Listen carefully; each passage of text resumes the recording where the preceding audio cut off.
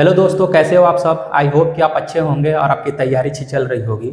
मैं राजीव कुमार आप सभी लोगों का एग्ज़ाम ट्यूब में स्वागत करता हूं। पिछले वीडियो में हमने मध्यकालीन भारत के इतिहास के सिलेबस के बारे में डिस्कशन कर लिया है और आज से हम मध्यकालीन भारत के इतिहास के फर्स्ट टॉपिक जो कि इस्लाम धर्म के उदय से शुरू होता है उसके बारे में आज हम पढ़ेंगे। और उससे पहले जो है थोड़ा सा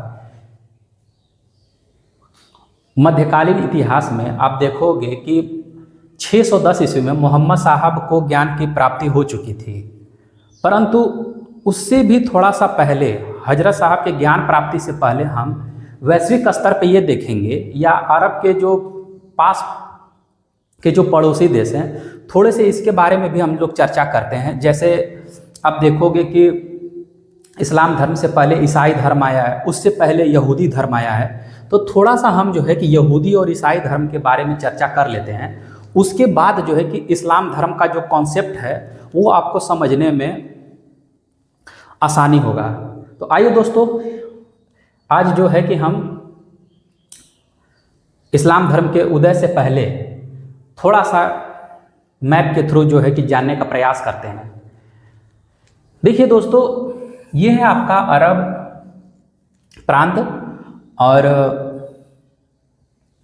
सबसे ऊपर आप देखोगे कि तुर्की साम्राज्य है जो आप देखोगे कि इससे पहले जो है कि वो बेजेंटाइन साम्राज्य के नाम से भी जाना जाता था। और इधर जो आप देखोगे मेडिटेरियन सी भूमध्य सागर है, उधर आप इस भूमध्य सागर पे पूरा जो है कि रोमन साम्राज्य का या रोमन्स का पूरा नियंत्रण था पूरे भूमध्य सागर पर। और इधर देखेंगे आप तो बिबनौल और इज़राइल है, और इधर जो है कि सीरिया जो जिसकी राजधानी दमिश्क है, इधर इराक है, इराक की राजधानी आपको बगदाद देखने को मिलेगी। वहीं पे ईरान है, ईरान की राजधानी तेहरान है। और इधर जो है ईरान से ही सटा हुआ जो आपको ये अफ़गानिस्तान और पाकिस्तान जो देखने को आज आधुनिक भारत में मिलता है, ये जो है कि प्राचीन समय से और मध्यकालीन इतिहास में आक्रमणकारियों द्वारा जब इस पर आक्रमण होता है तो यही अफ़गानिस्तान और पाकिस्तान जो है ये पहले जो है कि भारत के हिस्से थे। और अब इधर देखेंगे आप तो ये जो है आपका पूर्व में ओमान की खाड़ी मिलेगी, और इधर उत्तर और पूर्व में फारस की खाड़ी है। और इसी अरब के अगर आप नीचे चले आएंगे तो इधर जो है कि पश्चिम में आपको लाल सागर दिखने को मिलेगा, और फिर इधर जो है आपको दक्षिण में अदन की खाड़ी मिलती है। और यहाँ पे जो है कि दक्षिण पूर्व में अरब का सागर आपको देखने को मिलता है, जो कि भारत और अरब कॉन्टिनेंट को दो भागों में विभाजित करता है।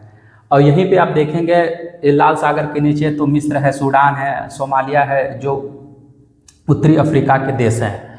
तो दोस्तों आइए अब हम इस मैप के थ्रू ये समझ लिए हैं कि अरब जो प्रांत है उसके आसपास के कौन कौन से पड़ोसी देश हैं, और ये बीच में जो है कि अरब सागर है और खाड़ियों से जो है कि घिरा हुआ है।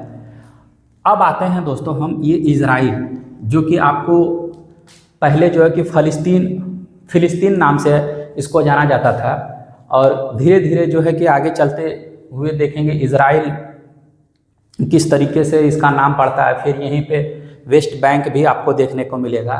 इसी वेस्ट बैंक में ही जो है कि जेरूसलम और बेतलहम दोनों जो है कि धार्मिक स्थल के रूप में जाने जाते हैं। तो आइए शुरू करते हैं। सबसे पहले हम यहूदी के बारे में, यहूदी धर्म क्या था। देखिए दोस्तों, यहाँ पे क्या है कि 3000 से 2500 BC जो है इसके उत्पत्ति को माना जाता है। उस समय तक अगर आप देखोगे तो कई सारी सभ्यताएं जो है कि आपको वैश्विक स्तर पे देखने को मिलेगी। जैसे भारत में देखेंगे तो सिंधु घाटी सभ्यता है, मेसोपोटामिया की सभ्यता है, मिस्र की सभ्यता और चीन की सभ्यता आपको देखने को मिलेगी। उसी समय जो है कि यहाँ पे यहूदी धर्म का उदय होता है, जो कि आप जो ये देख रहे हो, जो मैंने पॉइंट बनाया है जेरूसलम, यहीं पे जो है यहूदी धर्म का उदय हुआ था। और इस यहूदी धर्म में आपको देखने को क्या मिलता है कि जो इब्राहिम है, ये इब्राहिम का कॉन्सेप्ट जो निकला है, जो इब्राहिमिक धर्म, ये कहीं ना कहीं एकेश्वरवाद के सिद्धांत पर ही आधारित था, यानी एक ईश्वर की पूजा करना। और ये जो है कि इब्राहिमिक जो धर्म आपको देखने को मिलता है, ये आपको बाइबिल यानी ईसाई धर्म के जो पवित्र ग्रंथ बाइबिल है, वहाँ पे भी इनका जिक्र देखने को मिलता है, जिसे हम अब्राहिम के नाम से जानते हैं। वहीं इस्लाम में कुरान जो है कि पवित्र ग्रंथ है, जिसमें इन्हीं इब्राहिम का जिक्र जो है हजरत इब्राहिम अल्लाह के पैगंबर के रूप में देखा जाता है। तो कहीं ना कहीं ये जो इब्राहिम जो है कि अब्राहिमिक जो धर्म देखने को मिलता है, तो इसके जो मूल जड़ है यहूदी धर्म और ईसाई धर्म और जो इस्लामिक धर्म जो देखने को आपको मिलते हैं, तो ये कहीं ना कहीं इब्राहिमिक धर्म से ही जुड़े हुए हैं। तीनों का जो स्वरूप और जो इसका जो अर्थ देखने को मिलता है, ये इब्राहिमिक धर्म से ही देखने को मिलता है। तो शुरू में क्या हुआ था कि यहाँ पे जो है कि इब्राहिम धर्म, जिसे हम इंग्लिश में ज्यू भी बोलते हैं यहूदी को, तो यहाँ यहूदी लोगों का साम्राज्य था। और धीरे धीरे जो है कि प्रारंभ में ये भी एक कबीले के ही रूप में था, जो आगे चलकर धीरे धीरे यहूदी धर्म जो है कि में कन्वर्ट हो जाते हैं, यहूदी धर्म को स्वीकार करते हैं। इसी में क्या होता है दोस्तों कि धीरे धीरे जो है कि आप देखोगे कि इसका भी प्रचार प्रसार होता है, और वर्षों तक आप देख रहे हो कि जब इसकी उत्पत्ति होती है तो 3000 से 2500 ईसा पूर्व, तो एक लंबे समय काल तक जो है कि इसका प्रभाव जो है कि जेरूशलम में देखने को मिलता है। और वहीं पे जो है कि इनके जो है कि पवित्र जो मंदिर हैं, ये भी जेरूशलम में ही बने हुए हैं। और जैसे मैं बता दूं आपको, ये रहा मंदिर का स्वरूप है। अभी वर्तमान में केवल जो है कि वेस्टर्न वॉल जो है कि सिर्फ बचा हुआ, यहाँ पे ही यहूदियों को पूजा करने की अनुमति है। लेकिन प्रारंभ में जो था ये टेम्पल माउंट, ये यहूदियों द्वारा ही स्थापित किया गया था।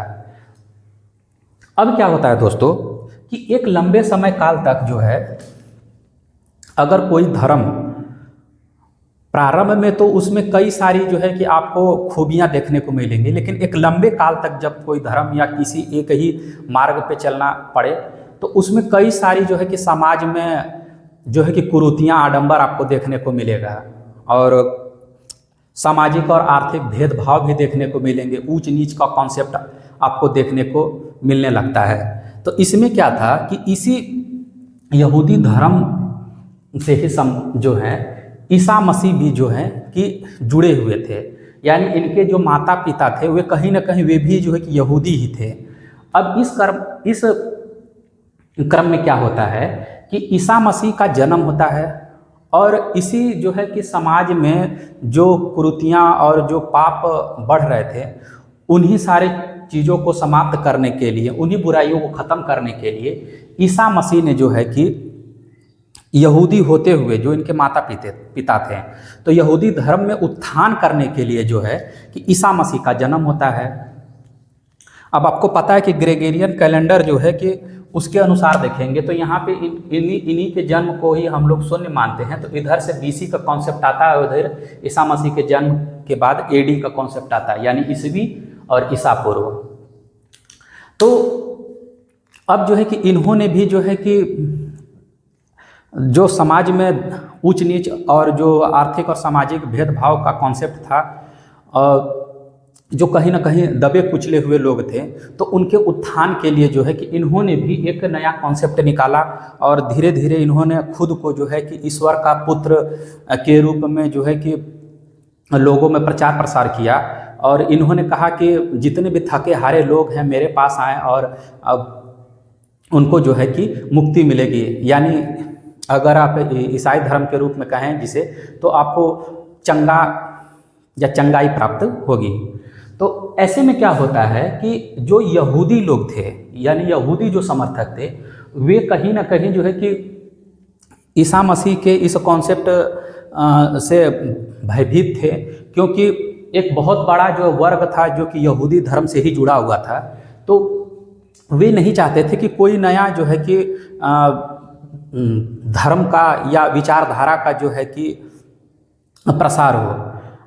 अब क्या होता है कि इस क्रम में यहूदी लोग जो थे, इन्होंने ईसा मसीह को जो है कि सूली पे चढ़ाने के लिए कई सारे जो है कि कॉन्सेप्ट को अपनाया, कई सारे नियम जो है कि फॉलो किए। इन्होंने समाज में जो है कि प्रचार प्रसार शुरू कर दिया कि ये जो है कि यहूदियों को भड़काने का काम कर रहे हैं और गलत मार्ग पर ले जाने का काम कर रहे हैं। तो इस तरीके से क्या होता है कि ये चीज़ें जो है कि शासक के जो यहाँ का यहूदी धर्म जो आपको जो फ़लस्तीन वाला इलाका जो दिख रहा है, तो यहाँ पे क्या था कि जेरूशलम के जो प्रमुख जो शासक थे, वे क्या करते हैं कि उनको भी इन सारी चीज़ों के बारे में बताया जाता है। यहूदी जो धर्म गुरु थे, तो वे धीरे धीरे क्या करते हैं कि ईसा मसीह को सूली पे चढ़ाने के लिए दंड का प्रावधान करते हैं और अंततः इन्हें जो है कि क्रूस पर लटका दिया जाता है। और इनके पास बहुत ही कम समय होता है जिससे कि ये जो है कि समाज में जो है कि उत्थान और कल्याण कर पाए, परंतु इनकी विचारधारा और जो चिंतनशील थे बहुत ही ज़्यादा। तो इस क्रम में क्या होता है कि इनके साथ कम समय में ही बहुत सारे अनुयायी जो थे इनकी विचारधारा से जुड़ते हुए चले गए। अब देखो कि धीरे धीरे ये विचारधारा जो है कि अन्य जो इधर आपको पश्चिमी जो यूरोप है, वहाँ तक जो है कि धीरे धीरे ईसाई धर्म का प्रचार प्रसार होने लगा था और वैश्विक स्तर पर भी ईसा मसीह की विचारधारों को मानने वाले बहुत से लोग जुड़ते चले गए। अब इस क्रम में क्या होता है कि धीरे धीरे जो रोमन साम्राज्य था, तो रोमन साम्राज्य भी जो है कि ईसाई धर्म को फॉलो करने लगता है। और उन्होंने क्या किया, जो ये तुर्की के ऊपर जो मेडिटेरियन सी के ऊपर आप देखेंगे यहाँ तुर्की रोमन साम्राज्य, जिसे हम आज इटली के नाम से जानते हैं, तो वो रोमन जो है कि यहाँ पे आके आक्रमण कर देते हैं और जितने भी यहाँ पे जीव थे, जो यहूदी थे, उनको जो है कि यहाँ से बाहर निकाल दिया जाता है, यानी उनको यहाँ से प्रस्थान कर दिया जाता है। और ये क्या यहूदी होते हैं कि अलग अलग जगहों पे जाके बसना शुरू कर देते हैं। कुछ जो है कि यहाँ से निकल के जो है कि इधर मक्का मदीना के तरफ आते हैं, कुछ जो है कि आपको यूरोपियन कॉन्टिनेंट में जाके प्रस्थान कर जाते हैं। तो इस क्रम में क्या होता है कि ईसा मसीह के जो फॉलोअर थे और जो रोमन साम्राज्य का जो शासक था, वो जो है कि पूरा नियंत्रण इस पे आपको देखने को मिल जाता है। अब ईसा मसीह का जो जन्म हुआ था तो यहाँ बेतलहम में हुआ था और बेतलहम से कुछ ही दूरी पे आपको जो है कि जेरूशलम मिलता है और इसी जेरूशलम में इन्होंने ही प्रचार प्रसार किया था और इसी प्रचार प्रसार को लेके जो है कि यहूदियों द्वारा जो है कि इनको दंडित करके यही जेरूशलम में इनको क्रूस पर लटका दिया जाता है। अब होता क्या है दोस्तों कि धीरे धीरे जो ये ईसाई धर्म है, अब मैंने बताया कि एक लंबे समय किसी भी धर्म हो उसमें कहीं ना कहीं बुराई विद्यमान होने ही लगती है।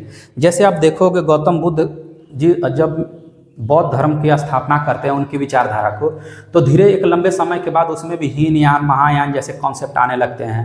वहीं आप देखोगे जैन धर्म में भी, तो वहाँ पे भी आपको दिगंबर और श्वेतांबर जैसे दो समुदाय देखने को मिलते हैं। तो इसी तरह इसमें भी जो है कि ईसा मसीह के समय में दो कॉन्सेप्ट मिलेंगे। एक तो वे थे जो कि ईसा मसीह का मूर्ति बना के पूजा करते थे, यानी कर्मकांडों के द्वारा उनका पूजा पाठ करते थे, जिन्हें हम कैथोलिक नाम से जानते हैं। और एक वे थे जो निराकार रूप से पूजा करते थे, यानी एक आस्था के रूप में ईसा मसीह को पूजते थे, जिन्हें हम प्रोटेस्टेंट नाम से जानते हैं। अब इसमें भी क्या होता है कि धीरे धीरे कई सारी बुराइयां जो है कि ईसाई धर्म में भी देखने को मिलना प्रारंभ हो जाता है। इसमें भी जो है कि वही जिस तरीके से यहूदी धर्म में आपको सामाजिक और आर्थिक रूप से भेदभाव का कॉन्सेप्ट मिलता है, उसी तरह यहाँ पे भी ईसाई धर्म में भी बहुत सारे ऐसे कॉन्सेप्ट जो है कि धीरे धीरे घर कर जाते हैं। और इस क्रम में क्या होता है कि लगभग 600 ईस्वी तक जो है कि ईसाई धर्म जो है कि आगे प्रचारित प्रसारित होता है और ईसाई धर्म को मानने वाले बहुत से लोग हो जाते हैं। मैंने बताया था आपको कि जैसे कि तुर्की में रोमन साम्राज्य वगैरह जो है और पश्चिमी यूरोप के जो देश हैं वहाँ पे जो है कि ईसा मसीह को मानने वाले जितने फॉलोअर थे उनकी जनसंख्या बढ़ती जा रही थी। अब इस क्रम में क्या होता है कि यहाँ पे जो है कि अरब कॉन्टिनेंट में जो है कि देखोगे आप कि यहाँ मदीना है और यहाँ मक्का। अब इसमें जो है कि कई सारे उस समय कबीलाई थे और ये अरब जो कॉन्टिनेंट है ये रेगिस्तान का पूरा इलाका है और यहाँ बहुत सारे जो है कि दिन में आपको तापमान बहुत ही उच्च देखने को मिलेगा और रेतों का जो है कि बवंडर उठते रहता है। तो यहाँ थोड़ा सा जीवन जो है वो संघर्षमय था, यानी जीवन जीने के लिए जो है कि आपको बहुत ही संघर्ष करना पड़ता था। तो अब यहाँ पे क्या होता है कि धीरे धीरे फिर 610 ईस्वी में जो है कि मोहम्मद साहब को ज्ञान की प्राप्ति होती है। इसको हम लोग नेक्स्ट स्लाइड में पढ़ेंगे। इससे पहले थोड़ा सा कुछ अदर चीज़ जान लेते हैं। अब जैसे ये यहूदी धर्म का जो है कि एक प्रतीक चिन्ह है, ये ईसा मसीह का जो क्रॉस है ये भी एक प्रतीक चिन्ह है और इस्लाम में जो है कि आधे चांद के रूप में एक तारा जो है यहाँ पे ये इस्लाम धर्म का प्रतीक चिन्ह माना जाता है। और मैंने ये बता दिया कि ये जो तीनों धर्म थे वे कहीं ना कहीं एकेश्वरवाद के सिद्धांत पे ही कॉन्सेप्ट पे काम करेंगे। अभी इस्लाम धर्म को हम शुरू करने जा रहे हैं। अब इसमें क्या था कि तीनों धर्म में ये माना गया है कि गॉड जो है केवल एक ही है, यानी एक तरह से एक ब्रह्मांड में एक ही शक्ति है जिसको यहूदी धर्म में जो है कि उसे यहोवा के नाम से हम जानते हैं। ईसा मसीह के जो अनुयायी हैं वे जो है कि गॉड और फादर के नाम से कहते हैं। इसी तरह इस्लाम में जो है कि अल्लाह के रूप में देखा जाता है। और दोस्तों ये थोड़ा सा मैंने कुछ जो है कि टेम्पल माउंट बनाया हुआ था जो कि यहूदी धर्म के द्वारा जो है कि इस टेम्पल का निर्माण किया गया था, जिसमें आप देखोगे कि ये जो है कि डोम ऑफ द रॉक जिसे हम बोलते हैं, यहाँ पे एक काला पत्थर है देखने को मिलेगा इसी मंदिर के अंदर। और इस यहाँ पे एक छोटा सा इसी के ही रूप में जो है कि द डे ऑफ जजमेंट के रूप में इसको हम जानते हैं, जैसे कि कयामत के दिन के रूप में भी इसका एक महत्व है। और यहाँ पे जो है कि जब ये इस्लाम धर्म जो है कि किस रूप से ये जो है कि टेम्पल माउंट से जुड़ा हुआ है, तो ये वाला जो आप हिस्सा देख रहे हो तो इसे हम अल अक्सा मस्जिद के नाम से जानते हैं। और इधर क्या होता है कि जो आज आधुनिक रूप में आप जो देखते हो वेस्टर्न वॉल, जहाँ यहूदियों के लिए सिर्फ पूजा करने की अनुमति मिलती है, तो ये कुछ ही हिस्सा बच गया है। कई सारे युद्ध होते हैं और इस युद्ध में जो है कि इस टेम्पल को कई तरह से क्षतिपूर्ति की जाती है, क्षति पहुंचाया जाता है, इसको नष्ट किया जाता है, फिर दोबारा जो है कि इस मंदिर का निर्माण होता है। लेकिन प्रारंभ में जो है कि यहूदियों द्वारा ही जो है कि इस टेम्पल माउंट को बनाया जाता है। अब आइए दोस्तों, अब हम शुरू करते हैं अपने इस्लाम धर्म के उदय। अब इस्लाम धर्म के उदय के बारे में हम लोग पढ़ना प्रारंभ करते हैं।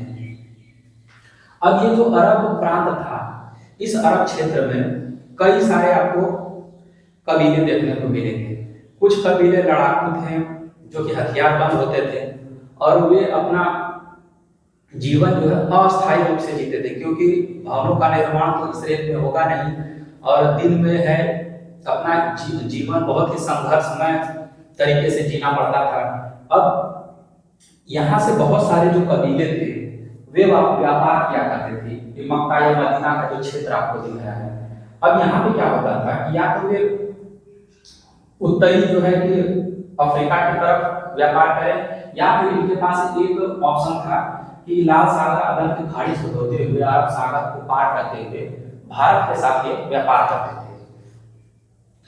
अब यहाँ पे क्या था दोस्तों कि जितने भी आपको कबीले दिखेंगे वे कहीं न कहीं मूर्ति पूजक थे। तकरीबन ऐसी मान्यता है कि 300 के आसपास जो है देवी देवताओं की पूजा की जाती थी। इनमें से कुछ जो है कि अग्नि की पूजा, बादल की पूजा, जल की पूजा, इस तरीके से ये जो है कि उनका मूर्ति बना के पूजा करते थे। अब जो है कि जब ये व्यापार करने जाते थे तो ये इसी मक्के में, ये मक्का जो है कि एक तरह से हम बोल सकते हैं कि यहाँ पे ग्रीन पट्टी थी, हरित पट्टी थी, जो कि यहाँ पे कुछ भूमि जो है कि उपजाऊ थे और यहाँ कृषि की जाती थी। तो इसी मक्के में ही टूटे फूटे रूप में ही जो है कि कुछ भवनों का निर्माण हुआ था, जिसमें जो है कि उन्हीं मूर्तियों को ये ला के रखते थे और फिर व्यापार करते थे। फिर व्यापार करके जब आते थे तो इसी मक्के से अपने अपने मूर्तियों को लेके फिर अपने क्षेत्र में वापस चले जाते थे। तो अब यहाँ इस मक्के में एक कुरैश जनजाति रहती थी, जो कि जिसका दायित्व था कि जो मूर्ति लेकर आते थे यहाँ पे रखते थे उसकी देख रेख वे करते थे। क्योंकि आपको पता है कि अगर वे जितने भी कबीले थे वे कहीं ना कहीं जो कि अस्थायी रूप से निवास करते थे, अगर वो अपने मूर्तियों को कहीं इस अरब प्रांत में अगर रख देंगे तो वो कहीं ना कहीं दिन में जितने भी रेत के तूफान होते थे तो उससे ढक जाते और वो फिर मिलते भी नहीं। तो इसीलिए जो है कि वो लाके मक्का में रखते थे। अब यहाँ से आइए दोस्तों देखते हैं कि इस्लाम धर्म का उदय कैसे होता है। अब इस्लाम धर्म का जो संस्थापक है वो हजरत मोहम्मद साहब को माना जाता है और इन्हें जो है कि वली या नबी के रूप में भी हम देखते हैं। अब इस वली आदि का अर्थ हो गया पैगंबर के रूप में इनको देखा जाता है, यानी अल्लाह के ये दूत माने जाते हैं। तो एक तरह से हजरत मोहम्मद साहब भी अल्लाह के ही दूत थे। अब इनका जो जन्म है 570 ईस्वी में मक्का में हुआ था। ये जो मक्का आप देख रहे हैं इसी में ही जो है कि हजरत मोहम्मद साहब जी का जन्म हुआ था। अब ये हजरत शब्द क्या है, जैसे आप देखोगे कि हिंदू परंपरा या संस्कृति में जो बड़े बुजुर्ग लोग होते हैं या जो हमारे समकालीन उम्र के हैं तो उनको सम्मान देने के लिए हम श्रीमान या श्रीमती शब्द का उपयोग करते हैं। उसी तरह इस्लाम में जो है कि किसी व्यक्ति को अगर सम्मानित या सम्मान देना है तो उन्हें जो है कि हम हजरत, उनके नाम के आगे हजरत शब्द का प्रयोग करते हैं। अब इनके पिता का नाम क्या है, हजरत अब्दुल्ला। अब इसी कुरैश जनजाति में ये भी आते थे और इनका भी काम था यहाँ पे रखी हुई मूर्तियों की देखभाल करना। अब इनकी माता का क्या नाम है, इनकी माता का नाम अमीना है। अब जब मोहम्मद साहब का जब जन्म हुआ था 570 ईस्वी में, तो जन्म से पूर्व ही इनके पिता जो अब्दुल्ला है उनकी मृत्यु हो जाती है और इनकी जो माता है अमीना 6 वर्षों के उम्र तक हजरत मोहम्मद साहब का लालन पालन करती हैं और जब मोहम्मद साहब 6 वर्ष की आयु के होते हैं तभी इनके माता का भी देहांत हो जाता है और बाकी जो है इनके आगे का लालन पालन जो है इनके दादा जो है हजरत अब्दुल मुतालिब करते हैं। जब मोहम्मद साहब 13 वर्ष की आयु में होते हैं तो इनके दादाजी भी गुजर जाते हैं। अब हजरत मोहम्मद साहब के ऊपर इनके दादाजी का प्रभाव देखने को मिलता है, क्योंकि 13 वर्ष की आयु तक ये इनके माता के देहांत के बाद दादाजी द्वारा जो है कि इनका देख रेख पालन पोषण किया जाता है। ये बहुत सारी चीजें इनको सीखने को मिलती है।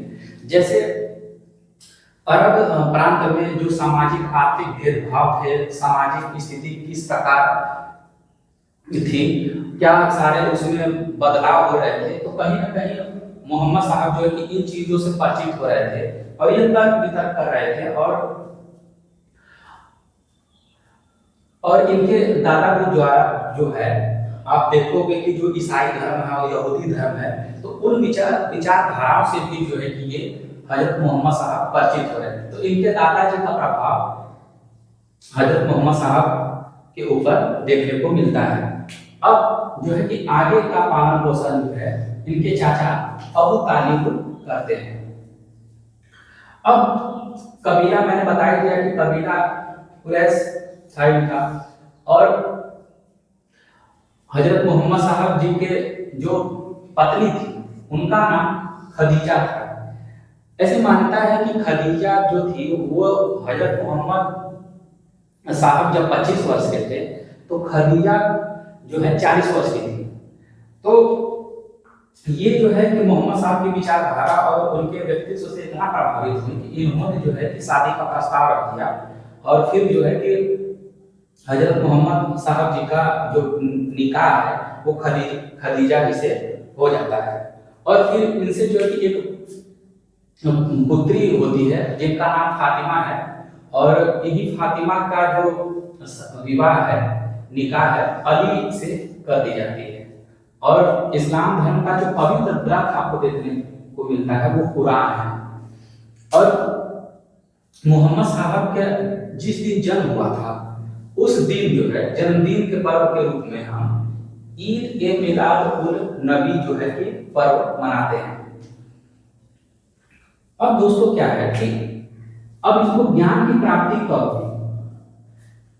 हालांकि अब समाज में इन्होंने बहुत सारे बदलाव देख रहे थे, ऊंच नीच का कॉन्सेप्ट चल रहा था, आर्थिक असमानताएं दिख रही थी। तो ये जो कि इसी क्रम में 610 ईस्वी में हीरा नामक पहाड़ी गुफा में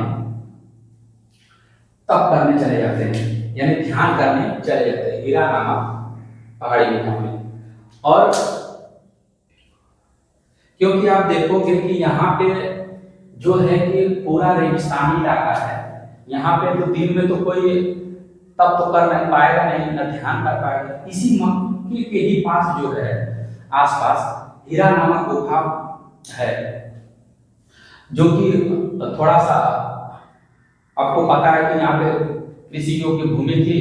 तो यहाँ पे आराम से जो है कि मोहम्मद साहब हीरा नामक गुफा में जाते हैं और अपने ध्यान में लग जाते हैं। और यहाँ पे क्या है कि 27वें दिन जिब्राइल नामक फरिश्ता जो है कि अल्लाह का जो है कि संदेश लेके इसी हीरा नामक गुफा में हजरत मोहम्मद साहब के सामने प्रस्तुत होते हैं और संदेश देते हैं। यह संदेश था अल्लाह एकमात्र ईश्वर है और मोहम्मद साहब जो है उसके रसूल है, यानी संदेश वाहक है। अब ये जो है कि अल्लाह एकमात्र ईश्वर है, यानी आप देखोगे कि ये जो गॉड है ये एक है, माने एक ईश्वर का सिद्धांत था, यानी एक ईश्वरवाद का सिद्धांत यहाँ से इस्लाम धर्म भी देखने को आपको मिलता है। और ये जो जिब्राइल नामक आपको फरिश्ता देखने को मिल रहा है, तो इसे इस्लाम धर्म में जिब्राइल बोलते हैं। और वही जो है यहूदी या ईसाई धर्म के जो ग्रंथ है उसमें जो है कि आपको गैब्रियल नाम से देखने को मिलता है।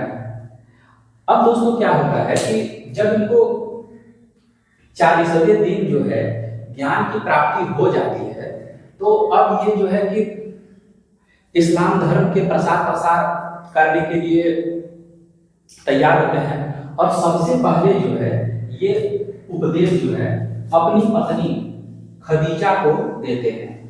और धीरे धीरे जो है ये जो है कि मक्का में जो है कि जितने भी कबीले थे उनमें जो है कि ये एक ईश्वरवाद का सिद्धांत जो है कि बताते हैं और अल्लाह एकमात्र ईश्वर है और मूर्ति पूजा को छोड़ के हमें निराकार रूप से जो है कि अल्लाह का इबादत करना चाहिए। तो बहुत सारे कबीले ऐसे थे जो कि मैंने बताया आपको कि वो कहीं ना कहीं कट्टरपंथी मूर्ति पूजक थे और बहुदेववाद प्रथा यहाँ पे बहुत प्रचलित थी। तो इस क्रम में क्या होता है कि ये इनकी विचारधारा से नाखुश होते हैं और इनके विरुद्ध ही जो है कि संघर्ष करना प्रारंभ कर देते हैं। अब इस क्रम में क्या होता है कि मोहम्मद साहब जो है मक्का को छोड़कर जो है कि मदीना की तरफ प्रस्थान करते हैं। अब आइए दोस्तों इसके आगे के बारे में हम लोग पढ़ते हैं।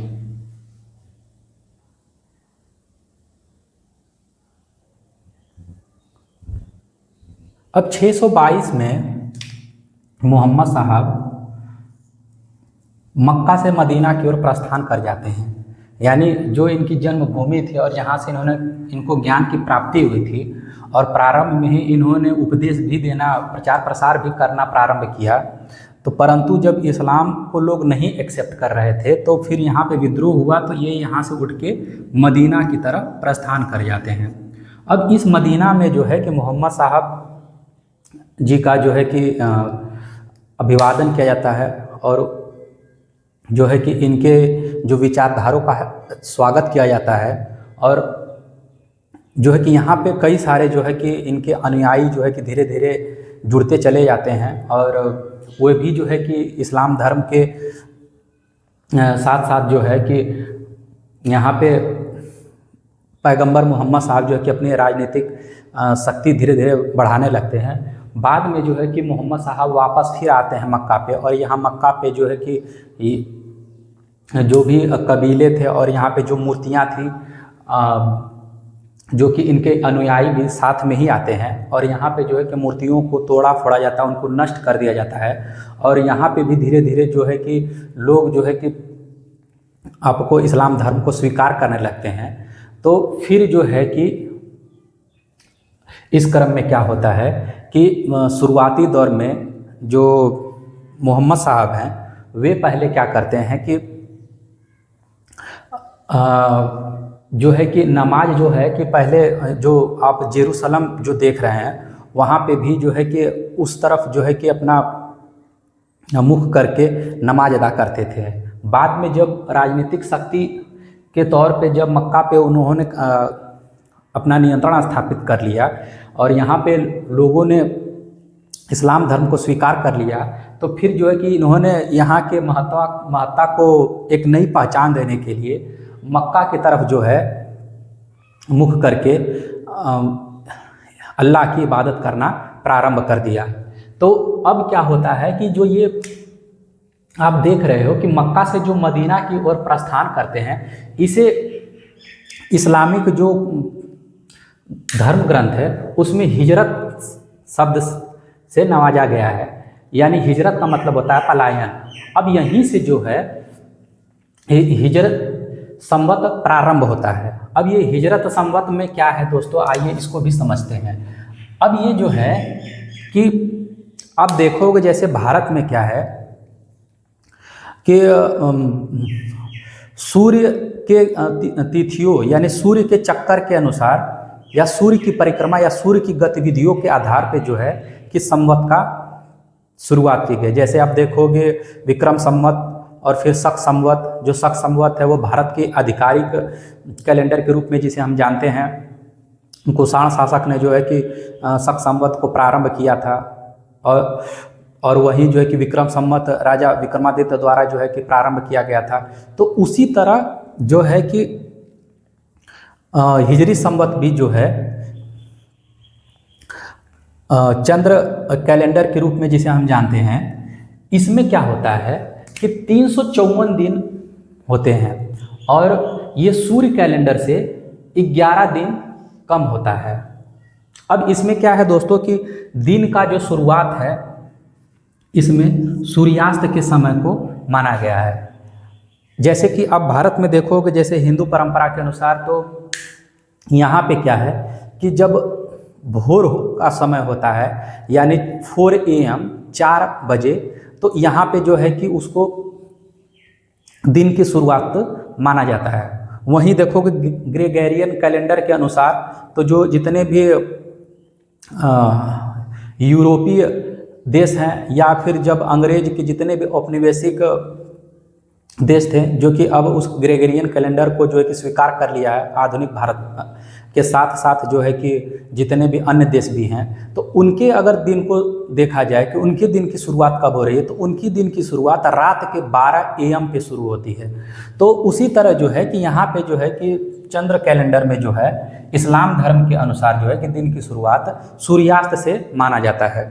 और जब इसके आगे क्या होता है कि मोहम्मद पैगंबर साहब की मृत्यु जो है 732 ईस्वी में हो जाती है और इन्हें जो है कि मदीना में ही दफना दिया जाता है। अब एक तरह से देखा जाए तो मक्का जो है वो जो है कि एक धार्मिक रूप से प्रसिद्ध हो गया, और वहीं जो मदीना जो है कि आधिकारिक रूप से इस्लाम के आधिकारिक महत्ता के रूप में इसे हम देखने को मिलता है। अब यहाँ पे क्या होता है कि जब मोहम्मद साहब की जब मृत्यु हो जाती है तो इसके बाद जो है कि इस्लाम धर्म के प्रचार प्रसार या इस्लाम धर्म का नेतृत्व करता कौन होगा, इस विषय पे सवाल उठने शुरू हो जाते हैं। और इस क्रम में क्या होता है कि जो मक्का और मदीना में जितने भी इनके अनुयायी थे वे क्या करते हैं, धीरे धीरे जो है कि एक जनसभा की जाती है और उस जनसभा में ये निर्णय लिया जाता है कि जो भी इस्लाम धर्म के कुछ जो है कि जानकार होंगे या विशेष जानकारी हासिल किया होगा, उन्हें ही जो है कि हम लोग नेतृत्वकर्ता के रूप में स्वीकार करते हैं, तो जिसे हम खलीफा के रूप में हम देखते हैं। खलीफा,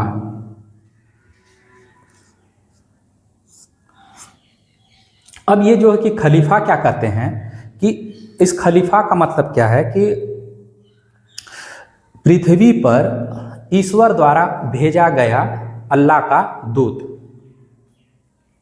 अब इसमें देखोगे आप कि इसमें जो खलीफा बनते हैं वो प्रारंभ में 4 खलीफा महत्वपूर्ण देखने को आपको मिलते हैं। जैसे आप इसमें देखोगे, पहले हैं अबू बकर और उमर, उस्मान और फिर अली।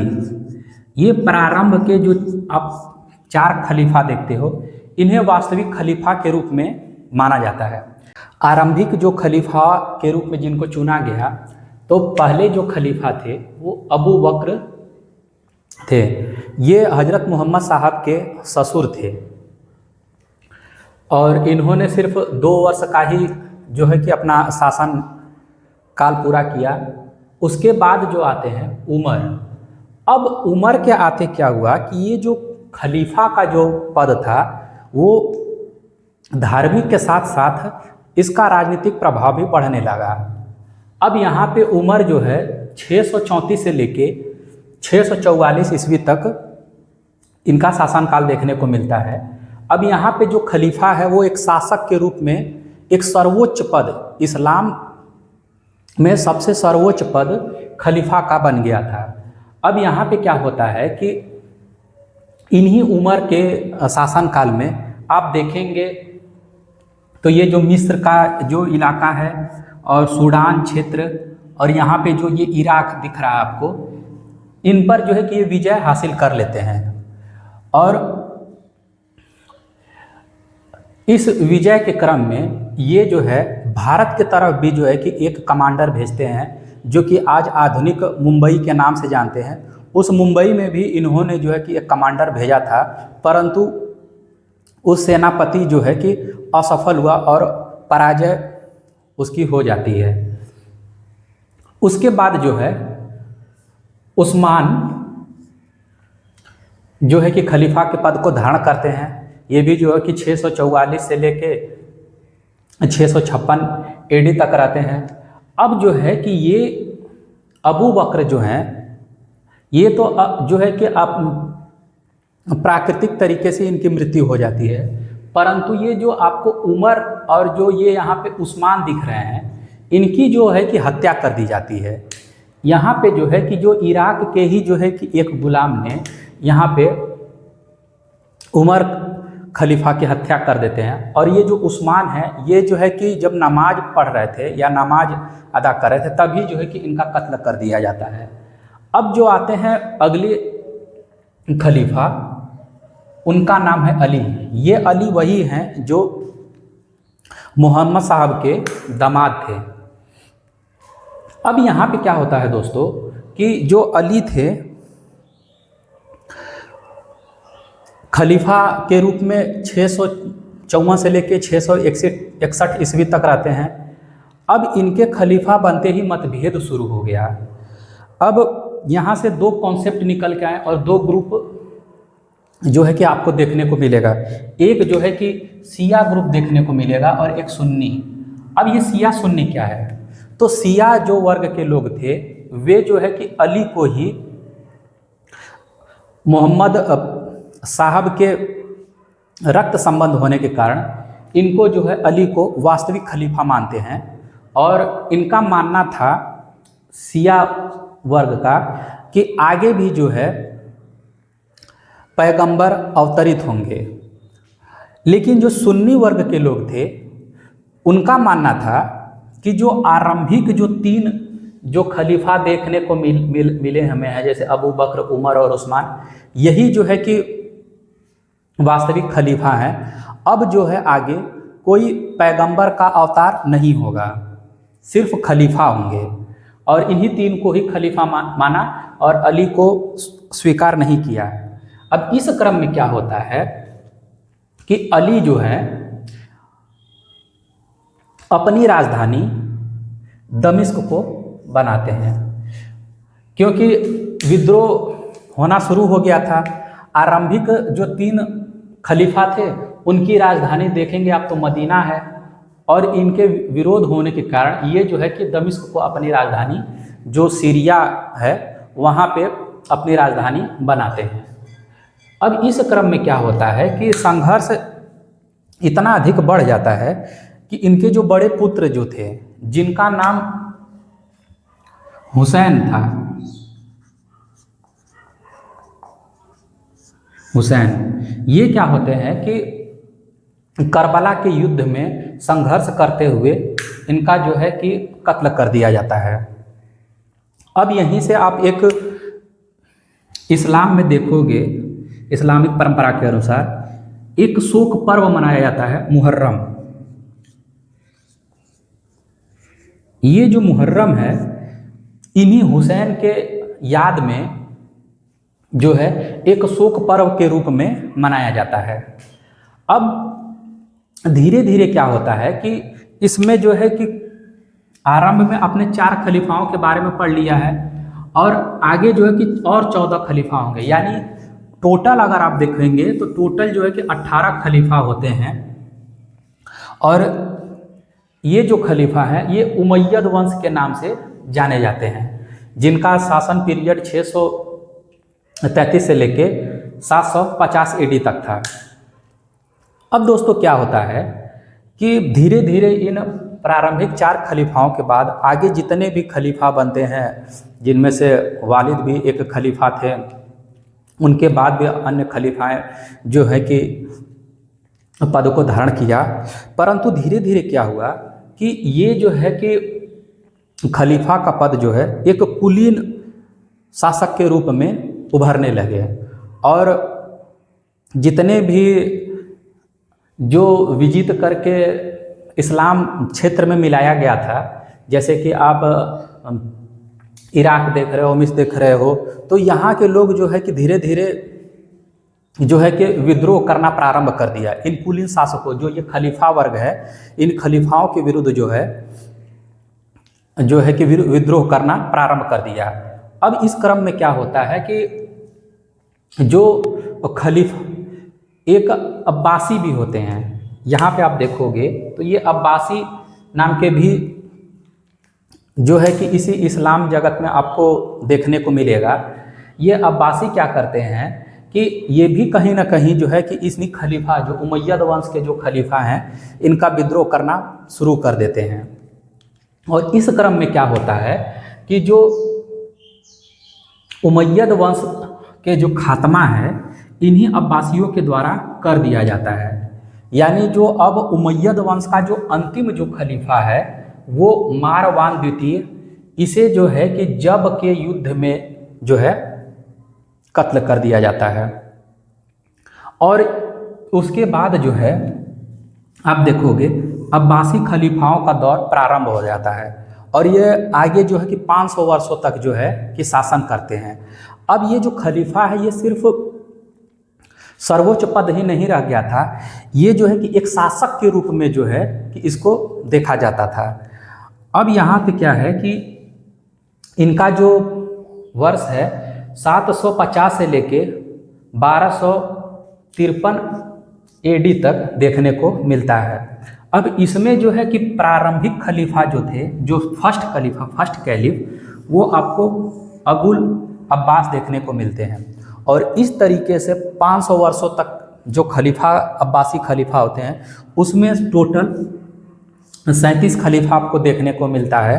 और जो इनका केंद्र या जो मुख्यालय था प्रशासनिक तौर पे या राजनीतिक तौर पे, वो इन्होंने बगदाद को बनाया हुआ था। अब ये बगदाद कहाँ पे है ये देखेंगे आप, तो बगदाद यहाँ पे रहा, यानी जहाँ उमैयद वंश प्रारंभ में अपनी राजधानी जो है तीन जो है कि अबू बकर, उमर और उस्मान जो है कि मदीना को जो है कि अपना राजधानी बनाते हैं। और अली के खलीफा बनने पर जब विवाद होता है तो इन्होंने अपनी राजधानी जो है अली ने दमिश्क को बनाया।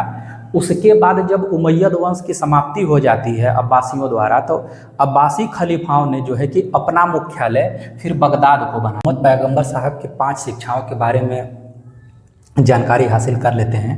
ये प्रमुख जो 5 शिक्षाएं हैं, ये इस्लाम धर्म में 5 स्तंभों की इसको संज्ञा दी गई है।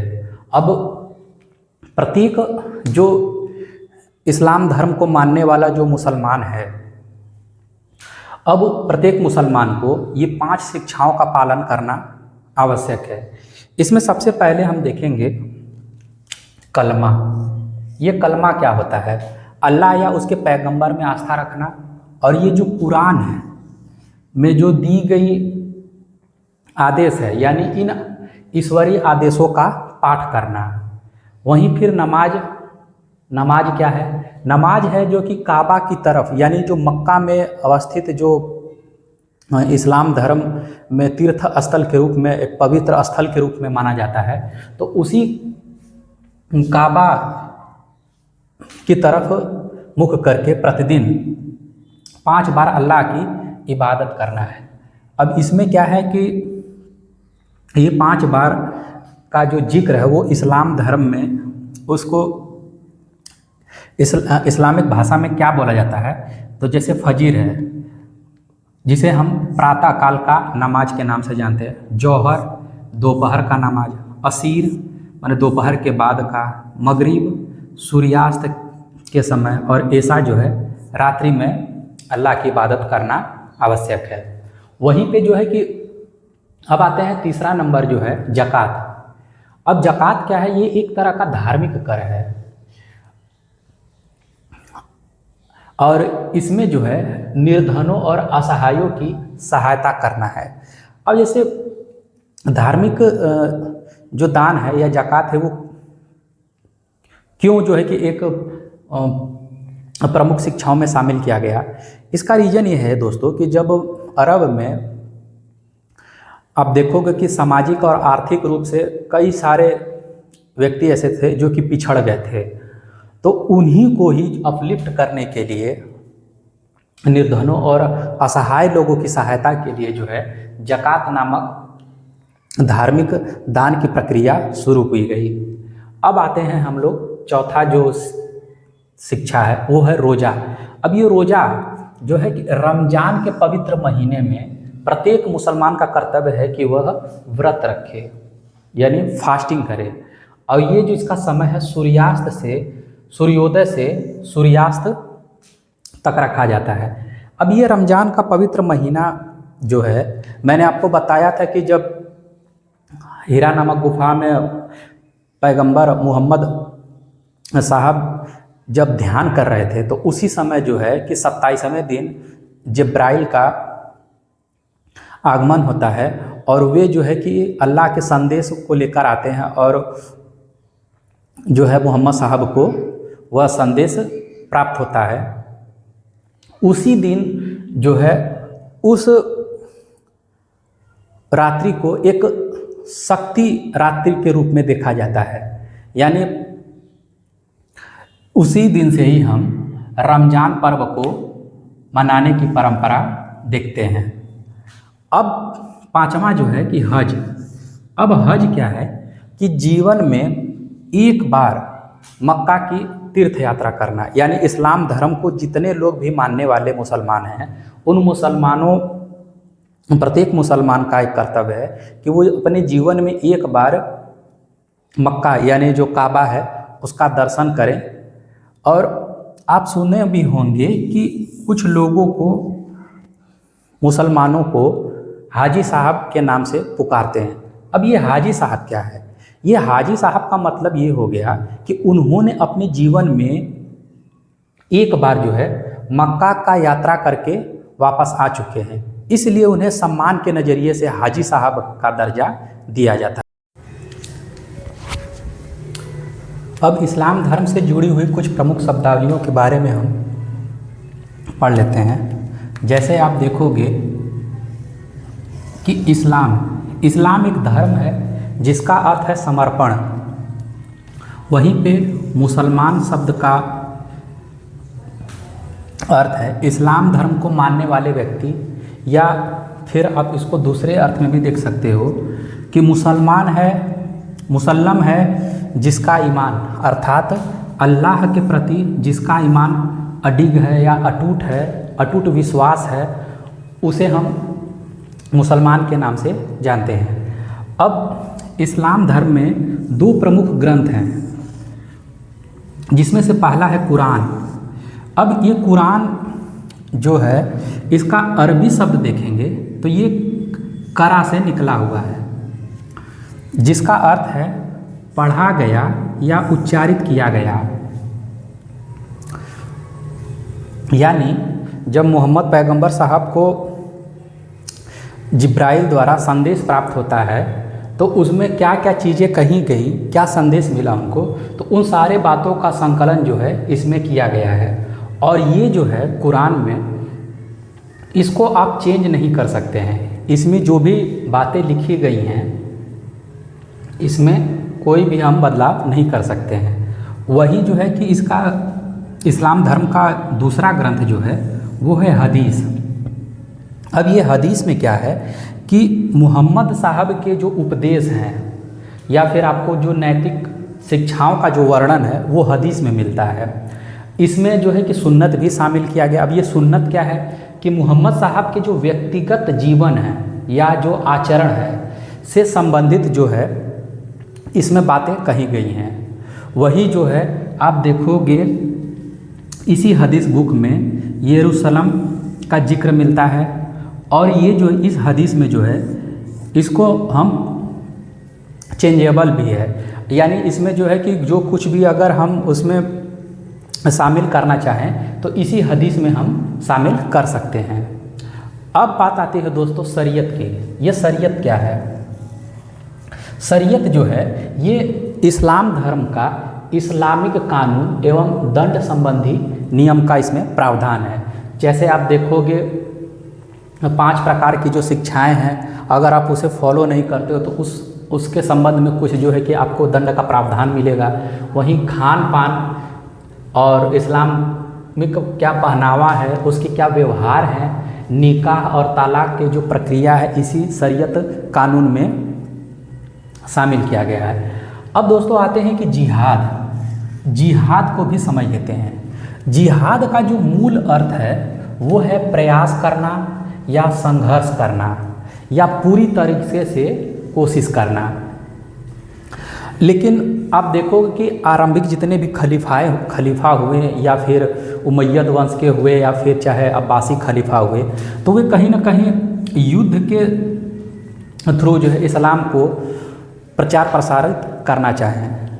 लेकिन इसका अर्थ केवल युद्ध नहीं है, इसके अलग अलग संदर्भ भी देखने को मिलते हैं, या इसके अलग अलग संदर्भ भी हो सकते हैं। जैसे अपने भीतर के संघर्ष, जैसे बुरी आदतें, गलत इच्छाएं, मानव जो है कि अपने 5 ज्ञानेंद्रियों पे जो है कि कंट्रोल नहीं कर पाता है, तो उस संबंध में जो है कि आप अपने भीतर भी कहीं ना कहीं संघर्ष कर रहे होते हैं। तो ये भी जो है कि एक जिहाद है। और नेकी के लिए किया गया प्रयास, यानी आप सही कर्म कर रहे हैं, दूसरा जो असहाय है, जिसे ज़रूरत है आर्थिक रूप से सहयोग करने की, उसको मदद करना, तो आप इसमें जो है कि नेकी के लिए प्रयास कर सकते हैं। और या फिर इसका जो तीसरा पक्ष भी है सामाजिक संघर्ष। जैसे आप देखोगे समाज में कई तरीके के अन्याय होते हैं, लोगों के साथ बुराइयां हैं या ऊंच नीच या भेदभाव के जो समाज में देखने को मिलता है, तो उसके विरुद्ध जो है शांतिपूर्ण तरीके से जो है कि संघर्ष करना भी एक तरह का जिहाद है। अब ये है तो आगे क्या है दोस्तों कि इसमें जो है अभी तक जो है कि इस्लाम का जो प्रसार या विस्तार देखने को मिलता है, तो आप देखो कि अरब के जितने भी पड़ोसी देश हैं, जिसमें आपका सीरिया हो गया, इराक हो गया, ईरान हो गया, फ़िलिस्तीन हो गया, इधर आप जो है कि उत्तरी अफ्रीका में देखोगे तो मिस्र, सूडान, इन क्षेत्रों पे इस्लाम का प्रसार होता है। फिर अब जाओगे तो यूरोपीय जो कॉन्टिनेंट है, जो पूर्वी यूरोपीय क्षेत्र है, उन पर भी जो है कि इस्लाम का जो है कि प्रसार वहाँ तक हो जाता है। और इसी क्रम में देखेंगे आप तो स्पेन हो गया, पुर्तगाल हो गया, फ्रांस हो गया, वहीं जो है कि जो बाल्कन जो प्रदेश हैं, तुर्की हो गया। तो इस तरीके से क्या होता है कि जो है कि इस्लाम धर्म का जो विस्तार है वो बढ़ते जाता है।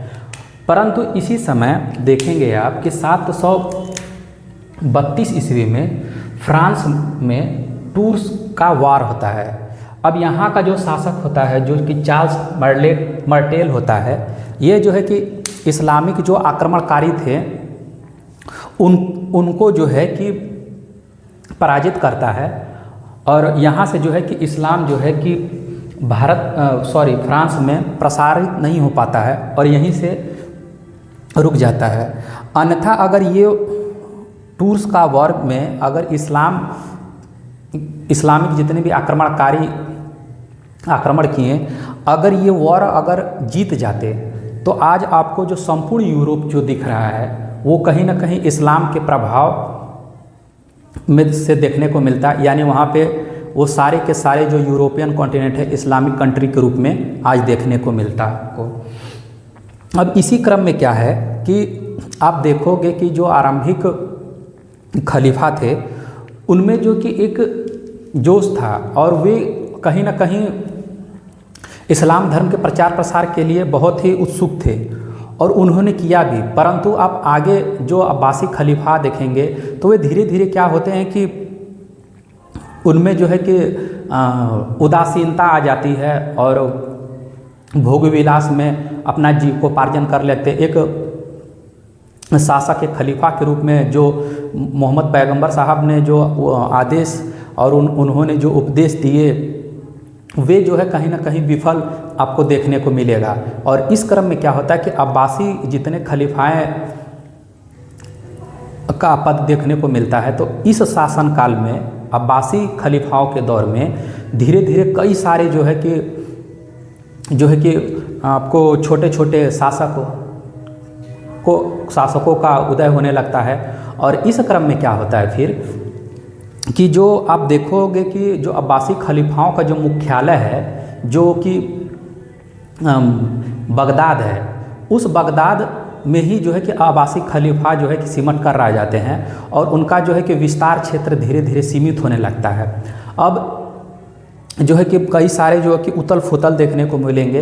इसी क्रम में क्या है कि हमें जो है कि जो आरंभिक जो खलीफा आपको देखने को मिलेंगे जो कि उमैयद वंश के हैं, वहाँ से जो है कि हमें जो कि आगे की तरफ पढ़ना है और उसी में से जो देखेंगे जो वालिद हैं या उमर हैं जो खलीफा थे, वे जो क्या करते हैं कि भारत की तरफ भी जो है कि इस्लाम धर्म का प्रसार करने के लिए अग्रसित होते हैं। अब हम नेक्स्ट टॉपिक में जो है कि किस तरीके से इस्लाम का भारत में प्रवेश होता है और अरब आक्रमण और तुर्की आक्रमण जो है उसको पढ़ेंगे।